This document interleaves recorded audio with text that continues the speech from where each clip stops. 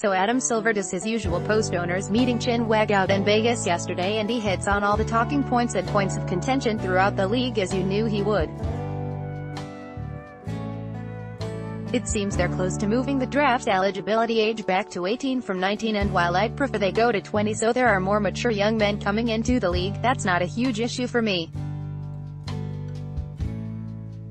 NBA Commissioner Adam Silver, center, seen here with Magic Johnson, right, and Kiki Vandeweghe, left, had a wide-ranging conversation with reporters in Las Vegas this week. Mark J. Terrell, The Associated Press, I presume it'll lead to a bit more use of the G League as a parking spot or developmental place for teenagers who might not quite be ready, and I suppose that's not a bad thing. It looks as if the push will be on to promote more women officials since there's only one full-time, female ref now, and I have no problem with that. Of course, I'd hope they promote on talent and maturity and the ability to manage a game, because that's where officiating is lacking, and I know they know this. I trust they'll be able to identify talent and move up good officials to give them a chance to grow into the NBA game, and that can't come soon enough. He also said he has not real issue with the competitive balance in the league, and that may be contentious, but it's also correct. I love dynasties. I think it's good for the rest of the league to have a target to shoot at, and all it's going to take is better management of the other teams, and a bit of luck, to make that happen. The Golden State Warriors were built by astute drafting, good fortune, the failings of other teams, and the one-time salary cap explosion the Union could have avoided by going for the smoothing option with the then-new TV deal. All that might have precluded what we've seen, and it's not their fault they made it work, it's the mistakes and missteps of other organizations more than anything. If fans spent as much time examining the mistakes their teams made as they do ripping the Warriors for using the rules to their benefit, things might be better. Article continued below, but the one point that Silver made that caught my eye, and one I'm not sure I agree with at the moment, it is that the league is going to take a long and hard look at soon seeding playoff teams 1 through 16 instead of 8 from each conference. Here's his quote: "The most significant obstacle to seeding 1 through 16, as appealing as that would be to me and I think a lot of fans, would be the dramatic increase in travel that would follow.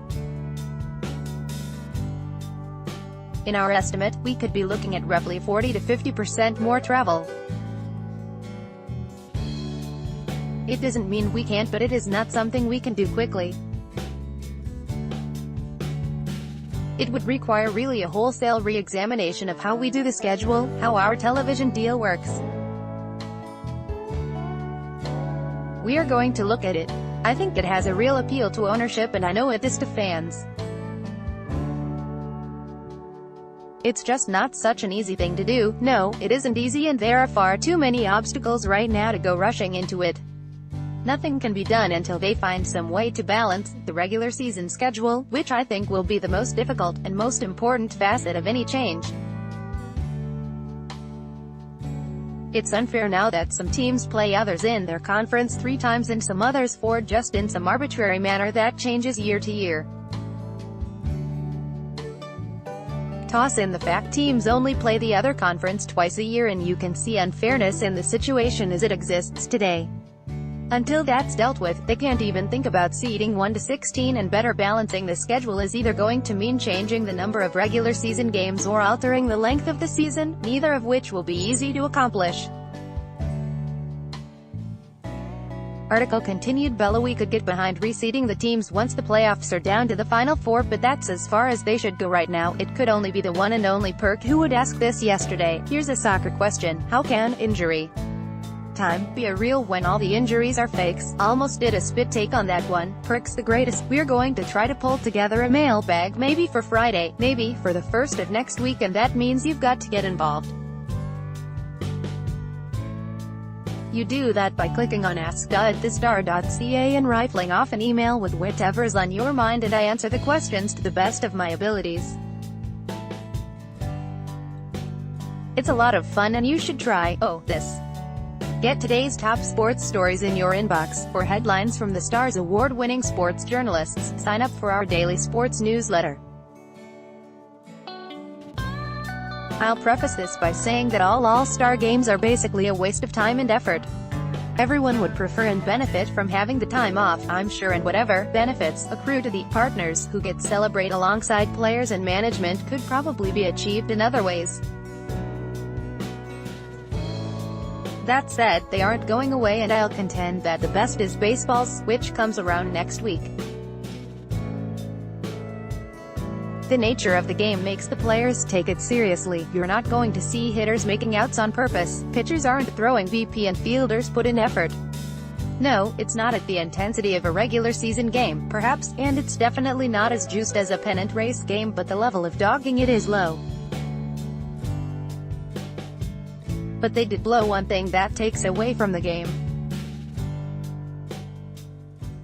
I don't understand why in this day and age they need the rule that every team needs to be represented by at least one player.